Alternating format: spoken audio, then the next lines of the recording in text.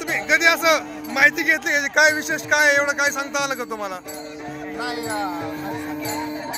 प्रत्येक येतात माणसं रगूर पाडतात आणि पळत रचतात, मग नेमकं त्याच्यात विशेष काय बाबा? काय नेमकं थोडा अनुभव तुम्हाला अंदाज?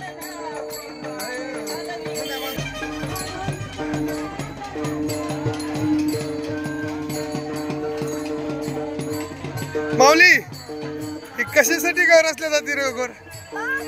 हा काय म्हणून आहे आल्यावर का रचतात बाबा? हे